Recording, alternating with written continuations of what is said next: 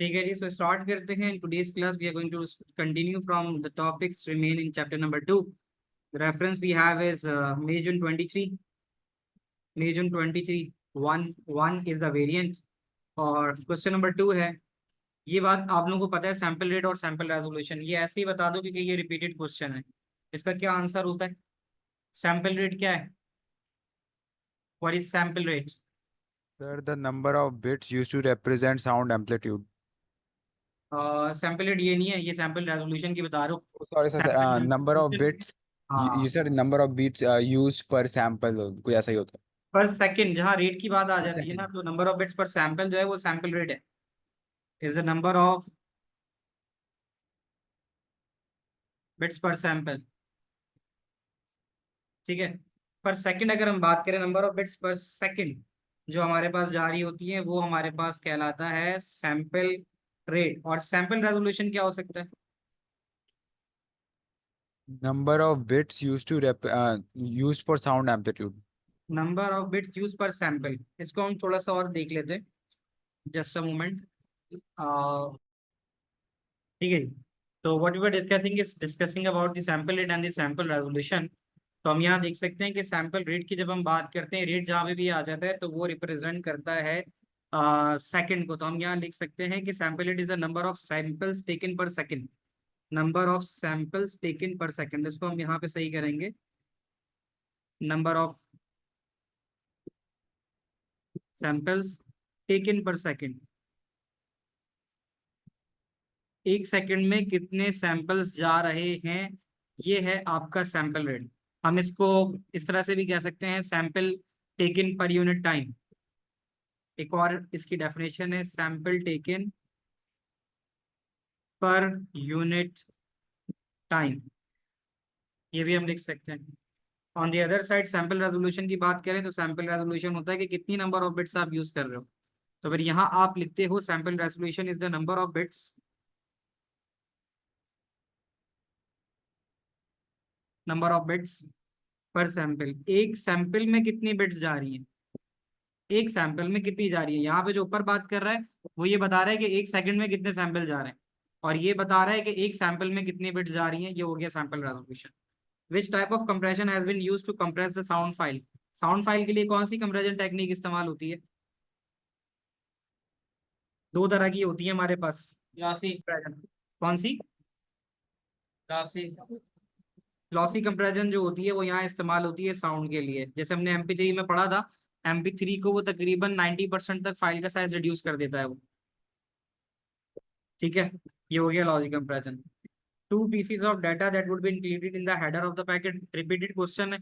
हमारे पास हेडर के अंदर चार चीजें थी, सेंडर का आईपी एड्रेस, रिसीवर का आईपी एड्रेस, और क्या क्या था, sequence number of the packet था। और Size इसके of अलावा, हाँ, sequence size number of packet, दोबारा बोलो। size of data in bytes. Size of data, ठीक है। तो आईपी एड्रेस ऑफ सेंडर, ये भी हम लिख सकते हैं। आईपी एड्रेस ऑफ रिसीवर और साइज ऑफ पैकेट, इनमें से कुछ भी हम लिख सकते हैं फॉर 2 मार्क्स। यह आ गया। ये सवाल जो मैं आपसे कह रहा था 5 मार्क का है, इसको आपने समझना होगा। इसमें हम क्या पॉइंट्स लिख सकते हैं, कोई बताएगा? क्योंकि ये 5 मार्क का सवाल है, दैट्स वाई ये फिर मैं आपके साथ डिस्कस कर रहा हूँ कि पैकेट स्विचिंग में डाटा किस तरह से जाता है। बुलेट नंबर 1, क्या कहेंगे? Router decides the route of every packet. Router decide करता है, उससे पहले क्या होता है? Data is divided into packets. सबसे पहले तो डाटा डिवाइडेड होता है इनटू पैकेट्स, ऐसा ही है। सबसे पहले जो स्टेप हमें याद रखना पड़ेगा ना, कि अगर हम पैकेट स्विचिंग की बात कर रहे हैं तो डाटा को पैकेट में हमें स्प्लिट करना होगा। तो हम यहाँ लिख सकते हैं कि data is broken into packets. सबसे पहले डाटा को पैकेट्स में बनाया जाता है, data is broken into packets. अब उसके बाद नेक्स्ट पॉइंट क्या हो सकता है? पैकेट में आ गया, अब यहीं से बात शुरू करेंगे कि each packet takes different route. याद होगा आपको packet switching, each packet would take different route, हर पैकेट डिफरेंट रूट ले सकता है। ठीक है, तीसरी चीज क्या होगा जो अभी बता रहे थे आप, कौन कंट्रोल करता है पैकेट को? The router decides the route. Router, ठीक है ना। तो जो राउटर होता है, तो अब आप लिखते हो कि राउटर उस पैकेट को रूट करवाता है। तो यहाँ पर आप लिख सकते हो कि राउटर कंट्रोल्स द रूट या कंट्रोल्स द पाथ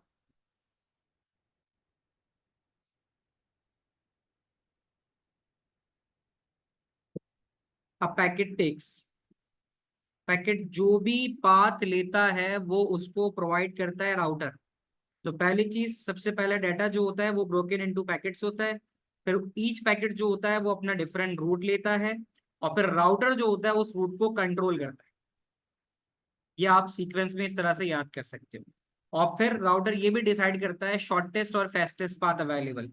ठीक है, तो आप ये भी लिख सकते हो, a router controls the path a packet takes based on fastest, fastest path हो सकता है या शॉर्टेस्ट पाथ हो सकता है, बेस्ड ऑन शॉर्टेस्ट और फास्टेस्ट पाथ, शॉर्टेस्ट और फास्टेस्ट अवेलेबल पाथ। ये बात हो गई। और फिर उसके बाद ये हो सकता है कि जब पैकेट्स पहुंचते हैं डेस्टिनेशन पे तो उनको क्या करना होता है?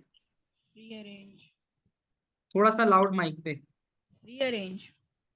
जब packet once the packet has arrived at the destination, has arrived at destination, then these packets are reordered. Then the packets are reordered. बच्चों यहाँ तक सारी बातें समझ में आती हैं? सर इसमें ये भी लिखेंगे कि वो डेटा ट्रांसमिशन के एरर्स चेकिंग भी होगी। ये हो सकता है कि अगर देखो इसमें हमें लिखने हैं 5 पॉइंट्स, तो ये हमारे 5 पॉइंट्स हो गए। अगर इसमें कहीं एक मिस करती हो तो ये पॉइंट आप लिख सकते हो कि if the packet is missing और corrupt then the packet will be resent. एक एडिशनल पॉइंट में लिख देता हूँ, तो इनकेस अगर आप भूल जाते हो तो फिर आप ये वाला पॉइंट भी ऐड कर सकते हो कि if a packet is missing और करप्ट ड्यूरिंग ट्रांसमिशन, ठीक है, so it will be it is requested to resend. तो फिर रिक्वेस्ट की जाएगी उसको रीसेंड करने की। क्लियर होता है बच्चों? कोई सवाल तो नहीं है? सर आप एक और दफा रिपीट करेंगे? क्या चीज? Sir repeat? आंसर का ओवरव्यू दे दें। ओवरव्यू देता हूँ। देखो बुलेट्स में आप याद रख सकते हो कि जैसे पैकेट स्विचिंग में सबसे पहले क्या काम हो रहा है, पैकेट स्विचिंग में सबसे पहले काम हो रहा है कि डाटा पैकेट्स के अंदर ब्रेक किया जा रहा है। डाटा इज कह सकते हो कि ब्रोकन इनटू पैकेट्स। पहला काम पैकेट में ब्रेक कर रहे हो। दूसरा बात, हर पैकेट जो है वो डिफरेंट रूट लेगा। जो भी पैकेट है वो डिफरेंट रूट लेगा, और रूट देने वाला कौन होगा? राउटर। राउटर क्या करेगा? डिसाइड करेगा on the basis of fastest और शॉर्टेस्ट पाथ। और एक बार पैकेट अपनी उसके ऊपर पहुंच जाएगा डेस्टिनेशन के ऊपर, तो वो पैकेट रीऑर्डर होगा। और रीऑर्डर होने के बाद अगर इन केस वो हो जाए, क्या कहते हैं, पैकेट अगर करप्ट है, तो फिर वो रीसेंड होगा। अब बताओ, अब याद रहेगा बुलेट से? जी पैकेट सर। डिफरेंट रूट लेगा, राउटर डिसाइड करेगा शॉर्टेस्ट पाथ, जब पैकेट डेस्टिनेशन पे पहुंच जाएगा तो रीऑर्डर होगा। रीऑर्डर एट डेस्टिनेशन, और आखिर में फिर वो रीसेंड हो जाएगा in case if it is corrupt, in case of corruption. Why it will reorder? Data अगर आप देखो, सवाल है कि ये रीऑर्डर क्यों होगा, तो उसके लिए आपको you can also right that the shortest path is always not the fastest. बिल्कुल सही कह रही हो आप कि जो फास्टेस्ट पाथ होता है, शॉर्टेस्ट पाथ होता है, तो वो हमेशा फास्टेस्ट नहीं होता। क्योंकि ऐसा भी हो सकता है कि शॉर्टेस्ट पाथ तो हो बट उसके ऊपर आपके पास ट्रैफिक ज्यादा हो। ठीक है, तो बाकी जो आप कह रहे हो ना हुसाम, कि आपका सवाल है कि व्हाई विल इट रीऑर्डर, उसके लिए आपको छोटा सा काम ही करना होगा। आप स्क्रीन चेंज करोगे, सेकंड स्क्रीन पे आओगे, और मैं आपको यहाँ दिखाता हूँ इसकी वो एक डायग्राम थी। ठीक है, जरा आप आ जाओ, I am sharing the second screen.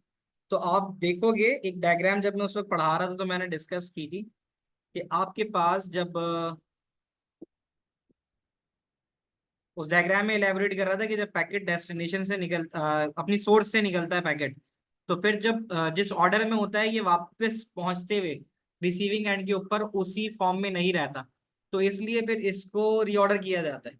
उसकी मैंने एग्जांपल भी ऐसे दी थी कि आपने देखा होगा कि व्हाट्सएप पे जब आप कोई मैसेज भेजते हो तो वो लोड होता है। जब वो लोड होना पूरा मुकम्मल हो जाता है तो फिर आप देखते हो एक बार दोबारा से वो मूव कर रहा होता है, यानी घूम रहा होता है। इसका मतलब वो रीलोड जो हो रहा होता है वो उसकी जो पैकेट होता है उसको रीऑर्डर कर रहा होता है। तो मैं अभी आपके सामने शेयर कर रहा हूँ, अगर आप अपनी सेकंड स्क्रीन पे जाके देखो तो आपको नजर आएगा, एक डायग्राम नजर आ रही है। तो आप लोग आ गए, जरा सेकंड स्क्रीन पे आ जाओ। आ यस रही आ है गए। नजर आप लोगों को? सेकंड स्क्रीन पे आपको क्या चीज समझ आ रही है? Packet switching network. आप देख रहे हो लेफ्ट साइड के ऊपर पैकेट के ऑर्डर कलर में बताना मुझे क्या आ रहे हैं। पैकेट के ऑर्डर कलर में क्या आ रहे हैं, कलर्स को अगर आप देखो तो सबसे पहले देखो ब्राउन नजर आ रहे हैं। यस। ठीक है, ये हो जाएगा। उसके बाद अगर आप देखो फिर है ब्लू। यस। ठीक है, उसके बाद क्या है, ग्रीन, फिर ब्लू यस। और फिर रेड। अगर आप दूसरी तरफ कंप्यूटर बी के ऊपर देखो, क्या पैकेट का ऑर्डर वही है? अगर आप लोग देख रहे हो तो बता सकते हो, बी के ऊपर सबसे पहला पैकेट कौन सा आ रहा है? रेड। रेड आ रहा है। उसके बाद कौन सा आ रहा है? वो लाइट ब्लू। ठीक है ना, लाइट ब्लू पर्पल टाइप का आ रहा है। फिर ब्राउन आपको नजर आ रहा है, फिर आपको ग्रीन नजर आ रहा है और फिर आखिर में ब्लू नजर आ रहा है। क्या ऐसा है? यस। जी। ठीक है, तो ये इस बात की इंडिकेशन है कि पैकेट आपका, अच्छा इस डायग्राम को भी अगर आप देखो तो ये डायग्राम पेपर में आ सकती है। ठीक है, ऐसा भी पॉसिबल है कि ये डायग्राम आपके पेपर में आ सकती है। तो आपको थोड़ा सा इसको भी याद रखना होगा कि जैसे ये कंप्यूटर ए है और इसका राउटर ए है, दूसरी तरफ कंप्यूटर बी है और उसका राउटर बी है।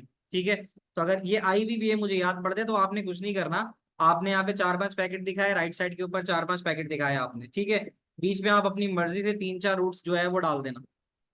तो ये इस बात की इंडिकेशन होगी कि आप जो है यहाँ पे पैकेट स्विचिंग कर रहे हो, जिसके अंदर पैकेट डिफरेंट रूट्स के जरिए आपकी डेस्टिनेशन पे पहुंच रहा है।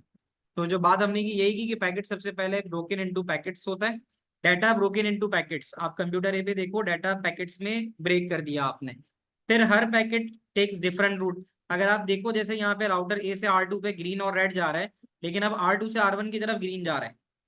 ठीक है ना, डिफरेंट रूट लेते हुए जा रहे हैं। और फिर राउटर डिसाइड करेगा कौन सा शॉर्टेस्ट और पॉसिबल पाथ है। जब राउटर बी के ऊपर सारे पैकेट्स पहुंच जाएंगे तो वो रीऑर्डर हो जाएंगे, यानी ऑर्डर में ले आएंगे उसको। और फिर आखिर में अगर कोई किसी भी किस्म का एरर होगा तो वो उसको रीसेंड करने के लिए बोल देगा। बच्चों सारी बातें यहाँ तक समझ में आती है? Yes sir. वापस आते हैं नेक्स्ट क्वेश्चन की तरफ।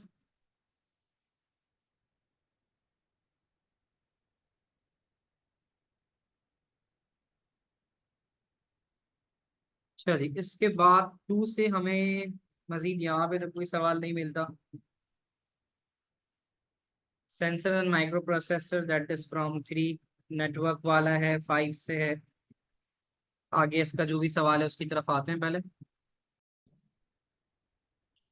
So here you can see, here is a reference. I would like you to give the answer on that one. So we have the reference of May June 23,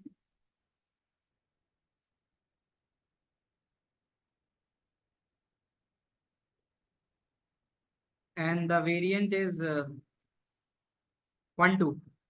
इसमें question number 4 है, a student uses a mobile phone to photograph for a school project. Student needs to transmit the photograph to the computer. They could use serial transmission or parallel transmission. Describe how the photograph would be transmitted using serial transmission. तो किस तरह से होता है serial transmission जो होती है, वो किस तरह से काम करती है? यस, कोई बताना चाहेगा? Raise your hand and then give the answer. Serial transmission के अंदर जो है वो डाटा किस तरह से काम करेगा?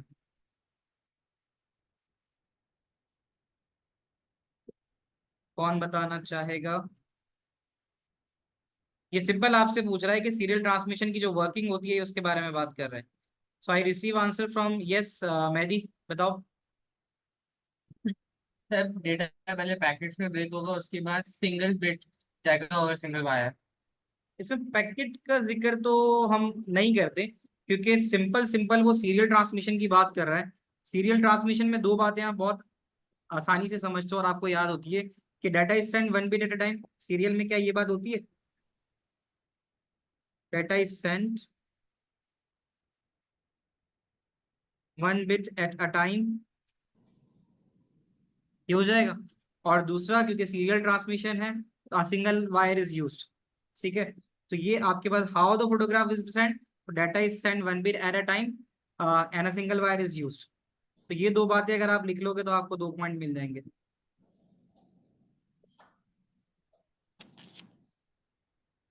Give two benefit of transmitting the photograph using serial transmission. क्या वजह होगी भाई सीरियल ट्रांसमिशन से भेजने में? यस जोहा। नहीं सर, मेरा दूसरा सवाल है, वो हम P2 शुरू से करेंगे वर्कशॉप्स में? P2 हम करेंगे, जैसे P2 के मैंने वो करवा दिए, logic gate, database, locating error, flow chart, उसके बाद से कराऊंगा जो भी चीजें कराऊंगा। यस अब यस। जब अब जब मैं P2 शुरू कराऊंगा, क्योंकि मैंने आप लोगों के साथ पूरी प्लेलिस्ट शेयर कर दी है, तो हम जैसे जहां से हमने शुरू किया था exactly we are on a sequence.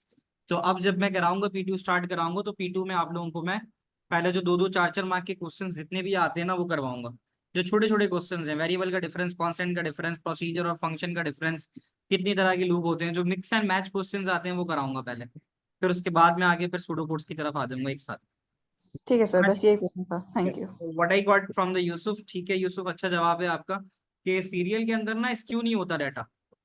ठीक है ना, स्क्यू नहीं होता, यानी जो डाटा होता है वो arrive at the destination synchronise way में आता है, अनसिंक्रोनाइज नहीं होता। तो दो बेनिफिट जो होते हैं using serial transmission, number 1 is data won't be skewed,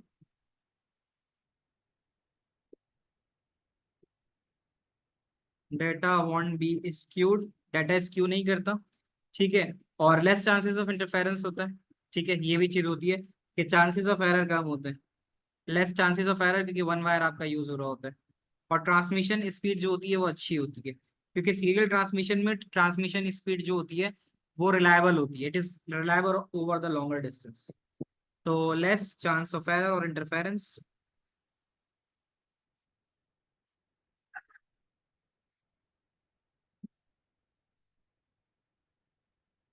फिर हम बात करेंगे one benefit of the student using parallel transmission. तो पैरेलल ट्रांसमिशन का क्या होता है भाई, जो सबसे कॉमन सा जवाब है पैरेलल ट्रांसमिशन का? faster data transmission than बेहतर होती है, speed. ठीक है ना, डिफरेंट, क्योंकि सारे मल्टीपल वायर्स होते हैं, मल्टीपल वायर्स की वजह से डाटा ट्रांसमिशन रेट तेज होता है उसका। ठीक है, तो इसमें हम लिख सकते हैं faster data transmission, faster rate of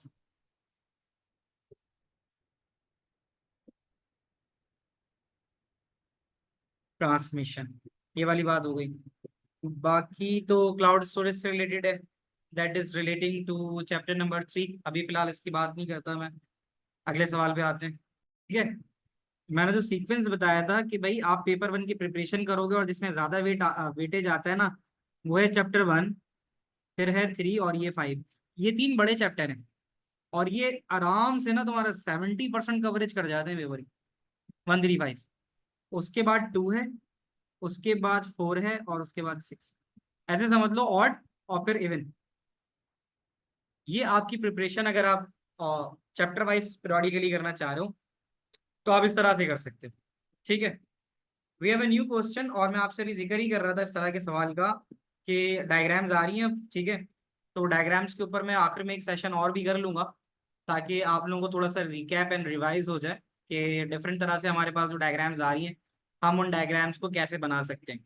अच्छी चीज़ ये कि अभी हम रिसेंटली अभी अभी मतलब 5-10 मिनट पहले ही आप लोगों ने खुद पैकेट की जो डायग्राम देखी थी, पैकेट स्ट्रक्चर, तो वहाँ पे आपसे यही बात कर रहा है कि किस तरह से आप पैकेट स्विचिंग करते हो।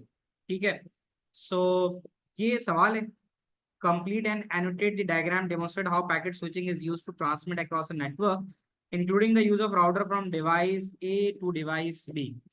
ये आपने इसकी डायग्राम बनानी है। ठीक है, तो इसमें आप क्या बना सकते हो, आपके पास सवाल आते हैं तो आप क्या बना सकते हो बताओ? अभी अभी हमने देखा भी था।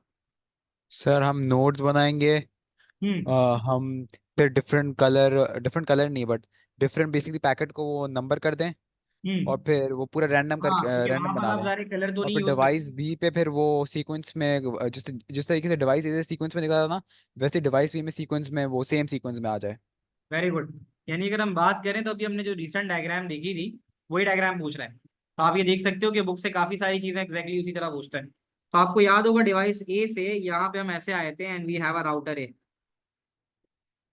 Router A. और यहाँ पे हम बना सकते हैं ऐसे करके छोटे छोटे स्क्वायर्स, 1 2 3। और लाजमी नहीं है 5 बनाए, हम यहाँ 1 2 3 बना देते हैं। ठीक है।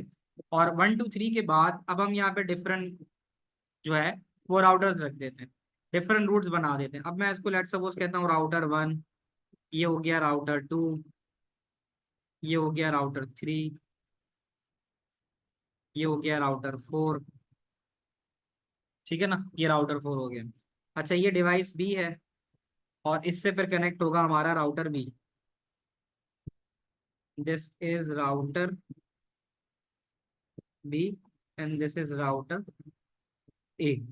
तो ये बात आ गई। अब इसमें एक इस तरह से रूट ले लिया उसने, R 1 2 3 4 ले लिया। यहाँ से हम ले सकते हैं R 5, R 6। ठीक है। R 6 के बाद फिर हम ले सकते हैं यहाँ से, ये से जा सकता है, यहाँ से एक और रूट हो सकता है टू दी R 7। और R 7 के बाद ये R 8। ये रैंडम है, ठीक है, ये कुछ भी डाल सकते हो, ये आपकी मर्जी है। ऐसे करके ऐसे कर दिया। आपको जो मार्क मिलने हैं वो मैं आपको बता दूंगा। अब सिर्फ करना आपने ये है कि जहाँ 1 2 3 लिखा था वहां आप बजाय 1 2 3 के अपनी मर्जी से कुछ भी डाल दो। 1 2 3 के अलावा यानी उसको रीऑर्डर कर दो। ये बता दे कि जो पैकेट है वो रीऑर्डर हुआ है, 1 2 3 की फॉर्म में नहीं आया। तो आपको यहाँ पे एक मार्क जो मिलेगा वो मिलेगा ये सारे रूट्स बनाने के लिए, एक मार्क। एक मार्क मिलेगा इस राउटर को बनाने के लिए, एक मार्क मिलेगा यहां से इस चीज को शो कराने के लिए। ठीक है। तो इस तरह से आपकी इसकी मार्किंग बन जाएगी कि पहले आप राउटर को शो करोगे। ठीक है, एक तो राउटर हो गया और उसके अलावा एक मार्क मिलेगा ये जो डिफरेंट आपने रूट्स बनाए, 1 मार्क फॉर दिस है। ठीक है, तो 1 मार्क, 2 मार्क और फिर इस वाले के 3 मार्क थे। और फिर ये रूट बनाने के 4 मार्क्स आपके आ जाएंगे। इससे आपको पूरे जो है वो 4 मार्क मिल जाएंगे। बच्चों डायग्राम क्लियरली समझ में आई मुझे, हाँ या ना जल्दी से बता दो माइक पे या चैट सर बॉक्स। सर आप वो जी राउटर बी पे सीक्वेंस क्यों नहीं बना रहे हैं? राउटर बी पे सीक्वेंस नहीं बना रहा। जी सर, वो 3 1 2 जो किया हुआ है, सर 1 2 3 क्यों नहीं किया हुआ है? दोबारा बोलो क्या कहना चाह रहे हो, मैं तुम्हारी बात नहीं समझ सर पाया। जैसे डिवाइस बी से वो आ रहे हैं ये डेटा पैकेट्स, ये 3 1 2 क्यों है, ये 1 2 3 क्यों नहीं है? अच्छा, ये बात तुम समझ नहीं पाए, ये क्यों है ऐसा। नहीं सर, सर वो समझ आ गया कि वो डेटा को इसमें वो एक चीज और देख लो, ये बेसिकली डिवाइस है, पैकेट्स को ये जो है ना, ये पहले मैं रीअरेंज करता करेक्ट है। कर दूं। पहले मैं एक चीज करेक्ट कर दूं, यहाँ पे ये सारे राउटर से कनेक्टेड है, ऐसे होंगे, राउटर से जा रहे हैं नहीं। हाँ, अब ये कह रहे हो कि सर ये जो 1 2 3 है ये यहाँ पे three G two sir. One क्यों आ रहा है, ये कहना चाह रहे हो।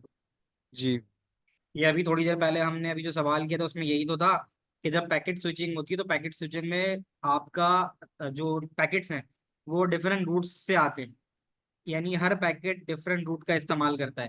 तो जब डिफरेंट रूट का इस्तेमाल करता है तो उसकी वजह ये होती है कि फिर पैकेट सारे के सारे डेस्टिनेशन पे एक साथ नहीं पहुंचते। आपके स्कूल में कोई स्कूल ट्रिप है, आपसे कहा जाता है आप सब जो है ना 9 बजे इस लोकेशन पे पहुंच जाओ। क्या 9 बजे एग्जैक्टली हर एक बच्चा 50 के 50 बच्चे 9 बजे गेट पे मौजूद होगा? नहीं सर। नहीं होगा। सबके सब आगे पीछे करके आ रहे होंगे। फिर जब एंटर होना होगा तो फिर आपके टीचर आपको लाइन अप करेंगे। ठीक है ना, मे बी वो आपको लाइन अप करें according to the roll number, according to the heart, कुछ भी। और फिर आप जो है ना फिर वहां से जाओ। ऐसा भी हो सकता है एग्जाम्पल कि आप अपने स्कूल से निकले और स्कूल से आप निकले इस ऑर्डर में। जब आप स्कूल से निकले तो आपका ऑर्डर यही था 1 2 3 करके। लेकिन जब आप वहां पहुंच रहे हो डेस्टिनेशन पे तो आप 3 1 2 करके पहुंच गए, क्योंकि हो सकता है कुछ बच्चे किसी और बस से गए हो, कुछ बच्चे कोई दूसरी बस लेके गए हो।